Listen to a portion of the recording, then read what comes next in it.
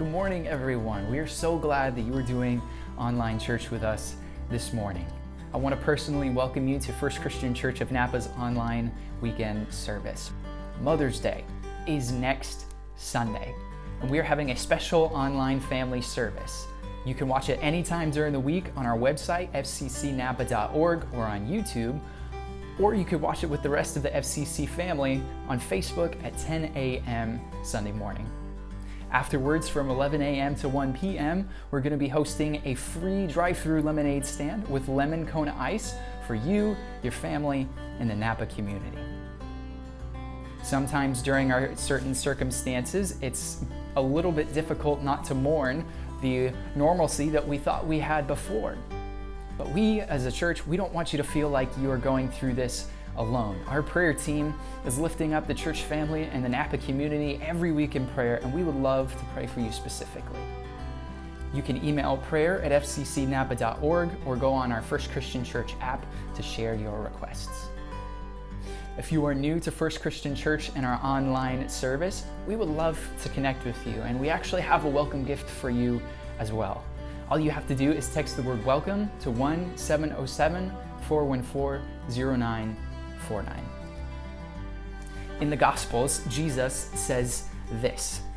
He shares in Matthew chapter 6, "Do not store up for yourselves treasures on earth, where moth and rust destroy and where thieves break in and steal.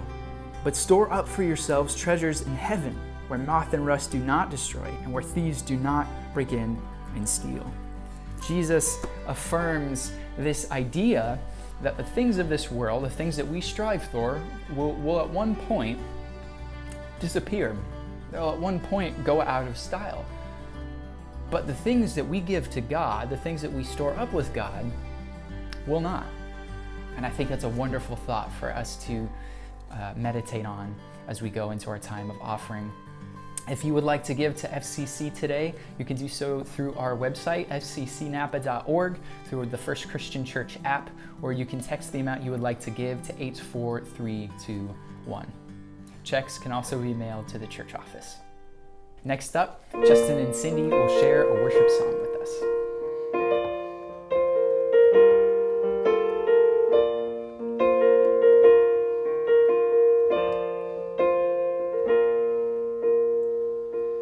You unravel me with a melody. You surround me with a song of deliverance from my enemies, till all my fears are gone.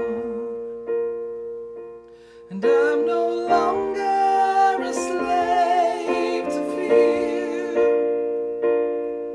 I am a child of God. And I'm no longer a slave to fear. I am a child of God.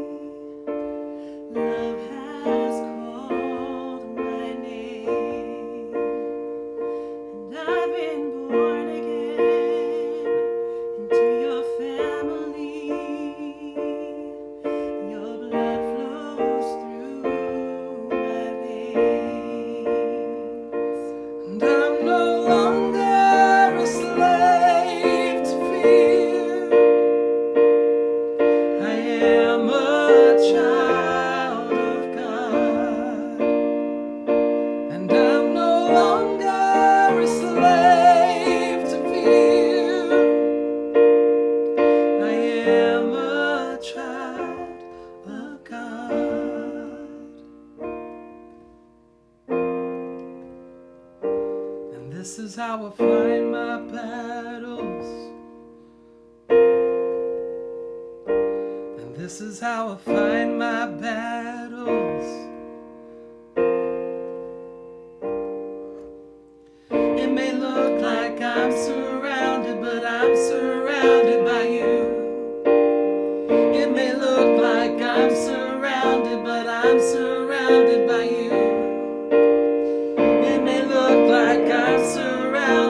I'm surrounded by you. It may look like I'm surrounded, but I'm surrounded by you. And this is how I fight my battles. This is how I fight my battles. This is how I fight my battles. This is how I fight my battles. This is how I fight my battles. This is how I fight my battles. This is how I fight my battles. This is how I fight my battles.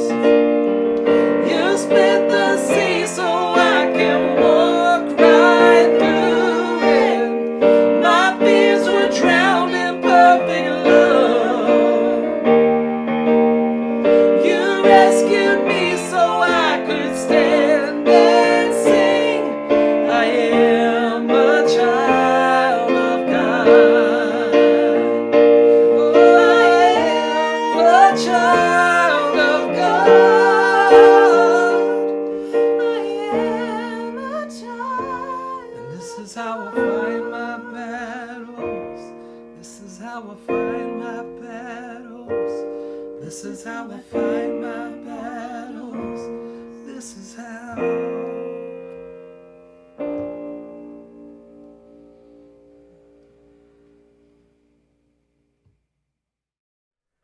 Hey FCC, thanks so much for tuning in. All right, pastor confession time.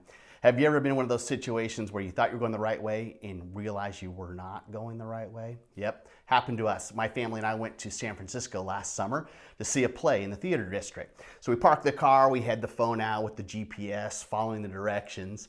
And as we're walking, rather than taking a right turn, we went left. And we began to get further and further away from our destination. But it looked like on the phone we were going the right direction. And as we're walking, we're getting further and further, and it's looking a little bit more distant than where we're supposed to be. Well, luckily, a good Samaritan came along, recognized you are in the wrong place, the wrong part of town, got us turned around and redirected back to where we were supposed to be. We were feeling a bit anxious, a little bit irritated with one another, or maybe I should say everybody at me, but I think all of us can relate. We've all felt lost one time or another. Maybe it is about location. Or maybe it's a little deeper. Sometimes you feel lost about, what am I supposed to be doing today? Where am I supposed to be going? Or maybe just life in general. Well, I have some good news today. Jesus spoke to finding a way of life, finding the truth about life, in fact, and finding Him in that. If you have a Bible, take a look at John chapter 14 with me. John chapter 14, Jesus says this, verse 1, "Don't let your hearts be troubled. Trust in God and trust also in me. There is more than enough room in my Father's home. If this were not so, would have I told you that I am going there to prepare a place for you? When everything is ready, I will come and get you, so that you will be with me where I am. And you know where I'm going." Now, Jesus has been with his friends for 3 years. He's been ministering. They've witnessed his ministry. They've been a part of his ministry. They've become really good, tight friends.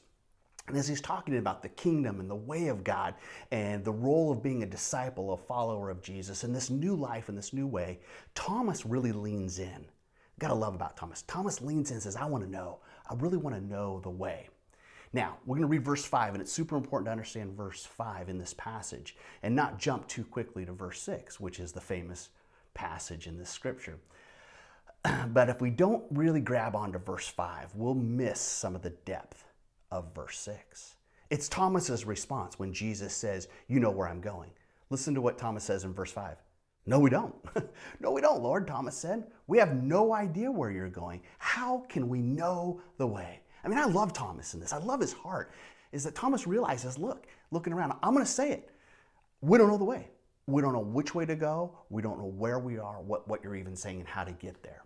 Well, that's a powerful question. In fact, it's probably a question that many of us and people throughout time have asked around the world, right?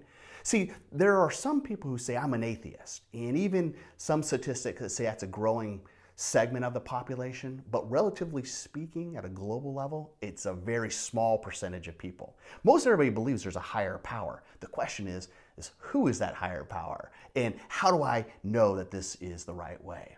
Well, pre-COVID-19 days, People have been asking this question, right? And maybe even more so right now, people asking, is there a way? Will someone show me the way to life? Show me the meaning and purpose of some of the things I'm experiencing. Well, that's exactly what Jesus says. This famous passage in verse 6, with 19 words, Jesus changes everything, changes the philosophy of life, the understanding and meaning of life with just simply 19 words. Look what Jesus told them. I am the way, the truth, and the life. No one can come to the Father except through me. Powerful statement. Let's try to jump into Thomas's shoes here for a minute, kind of look at this statement through his eyes. He hears Jesus' words, and it is truly a powerful declaration. I am. Thomas would have known that's a famous phrase that God gives all throughout the scripture. I am. I am the way. I am the truth. I am the life. And get this, no one comes to the Father except through me. That Jesus is the way. With 19 words, Jesus answers some of life's greatest questions. How can I know what life is? How can I know purpose and meaning in life? How can I know what's true? How can I know God? In fact, that's what I want to dive into. How can I know God? That's the question. That's why I think it's worth, in this series, we're taking a second look at some of the things that are said about Jesus, some of the names of Jesus, that they not only point us to the way, but in this passage, Jesus even in fact says that he is the way. In Acts, if you read through Acts, you see several times that people who followed Jesus, they were referred to as people of the way or followers of the way. In fact, it all refers back to this passage in John chapter 14, when Jesus declared, I am the way. In fact, what happened in those days, many people would ask questions, hey, do you know the way to God? Is there a way to God? And a follower would say, I know the way. I'm a follower of the way. Let me show you. Let me point you to Jesus, point you to the way. In fact, look at one of these passages, Acts chapter 4. I want you to catch this truth, and it's just one of the passages. And I know maybe some of us are thinking, hey, I already kind of know this. I've heard this before. I know what it means to be a Christian. But I'll tell you, there was a recent study done last year, or 2 years ago, in fact, that said 44% of Christians, those who say I'm a follower of Christ, are not too sure that Jesus is the way, or maybe this way, that he's the only way. He may be a way, but he's not really the only way. Right? 4 in 10, right? 4 out of 10 Christians are not sure. They're shaking their head. Is really Jesus the only way? That's why it's worth a second look at what Jesus said. So Acts chapter 4, verse 11 says this, for Jesus, Peter speaking here about Jesus, for Jesus is the one referred to in the scriptures where it says, the stone that the builders rejected has now become the cornerstone. Verse 12, there is salvation in no one else. Okay, I think that is super clear, right? Super clear. God has given no other name under heaven which we must be saved. Now, there's popular thinking today. Again, 4 in 10 Christians would think this, that I'm not too sure Jesus is the only way. It's the only way to be saved. It's the only way to know God and to find paradise in heaven. There's in fact a growing trend in the leading seminaries in our country that are teaching that there can be multiple ways to God. Jesus is a way, a legitimate way. In fact, we would say he's the Son of God. But there are some other ways. There are many paths that can lead to God. It's a growing trend. Now, why is this a big deal? Why is this a big deal for you and I as followers of Jesus? Because here's what it comes down to. If Jesus was not accurate about this, if this was not true, when he said, I'm the way, the truth, if this was not true, in fact, if we said Jesus lied about this, that he's not the only way to God, well, that really changes everything about what we believe. In fact, John 10, Jesus refers to himself in another similar concept, is that he was a door or a gate. Not a literal gate or a little door, but an idea that we must come through him in order to find life and find God. See, FCC, everything we believe hinges upon what Jesus says. It's either true or it's not. In fact, we live in a time in human history where we have kind of like equalized everyone's opinion. We've equalized opinions that they have the same equal value with one another. Your opinion and my opinion have equal value. There is no kind of absolute truth. We can't like kind of bury kind of a stake in the ground that says this is truth and this is false. It's interesting. Now, in that idea, what I'm about to say is going to sound, well, pretty narrow-minded. And if we think about it, if we take a second look, maybe it's intended to be a little narrow-minded. In fact, it's what Jesus said in Matthew 7. Matthew, one of his disciples, records this idea of Jesus describing the way, and he says this. He says it's narrow. In fact, it's kind of hard. Matthew 7, verse 13. You can enter God's kingdom only through the narrow gate. The highway to hell is broad, and its gate is wide for the many who choose that way. Verse 14, but the gateway to life is very narrow, and the road is difficult, and only a few ever find it. Now, what does that sound like to you? It sounds like to know God and to find meaning in life and life everlasting is super hard. Is that what Jesus is saying? Well, remember, Jesus is in the city of Jerusalem, and he's speaking with the context and the backdrop of the city around him. And Jerusalem had all these different gates, these doorways, if you will. Some of the gates were super wide. They were open to the general public. They were large enough you could pull carts and bring animals through them. But then there were other gates that were small and narrow. They were secluded. They were secure. You had to have special access. It was for the nobility to enter in. Now just press pause here for a second and think about that, right? If without that context, it would be easy to misinterpret what Jesus was saying. When I say, Jesus, why are you making it so hard to know you and to find meaning in life? But the truth is, it's not hard. There's not a bunch of hoops to follow through, to jump through to know God. It is simply this. We are saved by grace, right? It's the easiest formula when you compare all the religious systems. We are saved by grace. We believe that Jesus is the Son of God, that his death on the cross paid the penalty that sin and death required. All right, salvation by grace in faith through what Jesus has done, his death, his burial, his resurrection. It's his good works, not our good works. There's nothing good that we could do to kind of merit or earn salvation. It is saved by grace.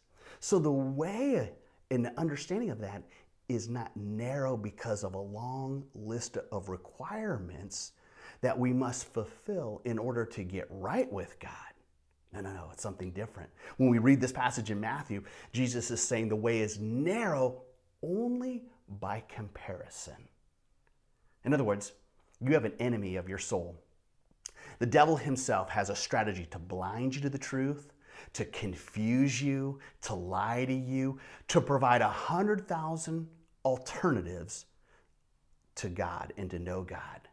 And if he can trip you up that way, that is what makes the path narrow. We might even think of it this way. The path to God is congested with all kinds of opinions and ideas. But Jesus said that he is the way. He is the only way to the Father. Maybe a way to think about it is like this. San Francisco. Is San Francisco a large city? Well, if we might say yes, but if we compare it to Mexico City, it's quite small, in fact.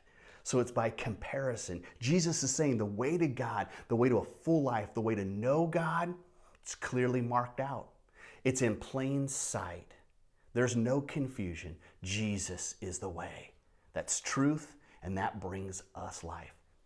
Good news today for us is if we want to know the way, the truth, and life, we just need to take a look at Jesus. Take a second look at Jesus and let him lead you on the way of life. Hey friends, I bless you this week as you trust in God, as you lean into Jesus, letting him lead you on his path of life.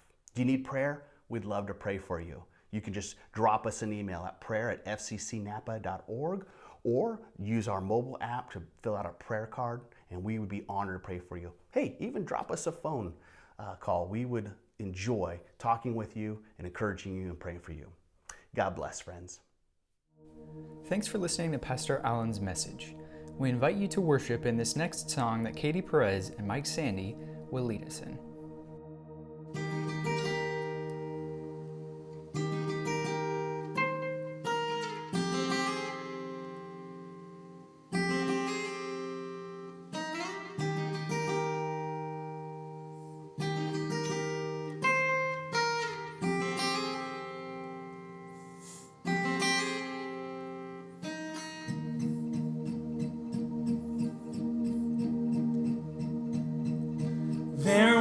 walls between us.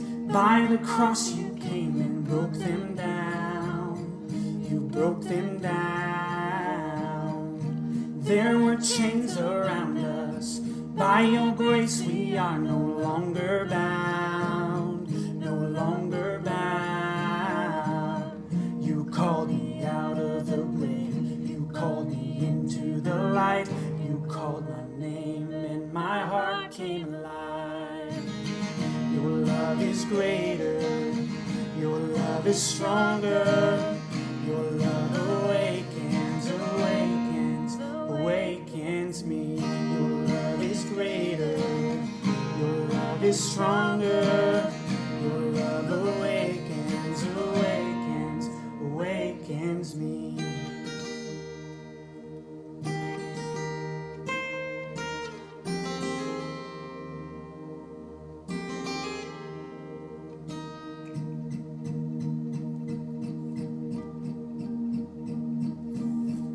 Hear the darkness shaking, all the dead are coming back to life. I'm back to life. Hear the song awaken, all creation singing we're alive, 'cause you're alive. You called me out of the grave, you called me into the light, you called my name and my heart came alive. Your love is greater, your love is stronger, your love awakens, awakens, awakens me. Your love is greater, your love is stronger, your love awakens, awakens, awakens me.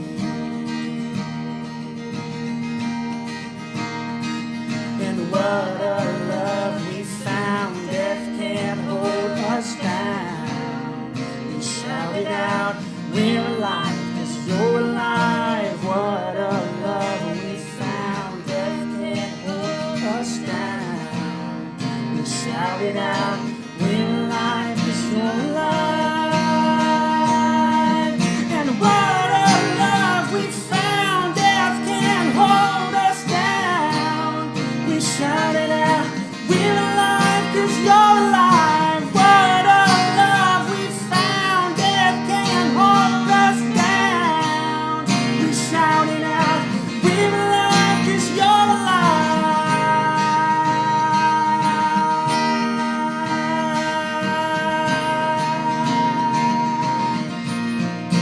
You're alive.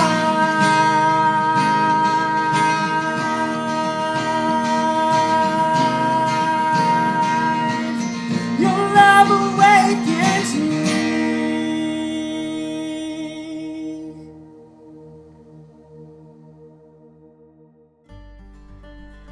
Small groups are a huge part of life at First Christian. FCC has 18 groups meeting online. Even though they aren't meeting in person, those involved in each group are experiencing a high level of community and connectedness. If you would like to join a group, we've got a place for you. In fact, we encourage you to join FCC's recently started Wednesday night online small group. Email Tammy Frankie to learn more about joining a group today. Parents, be sure to check out the Kids at First and Students at First activities we are posting weekly at fccnapa.org. Jan Hansen and Trevor Backhoffner have put together some resources to help your kids have the same great experiences they're accustomed to on campus, but at home with you. Visit the fccnapa.org homepage and you'll find links to resources for you and your kids to participate in together. We are so thankful you've joined us today. We'll see you next week. Meanwhile, follow us on Facebook, Instagram, and YouTube to stay connected and encouraged this week.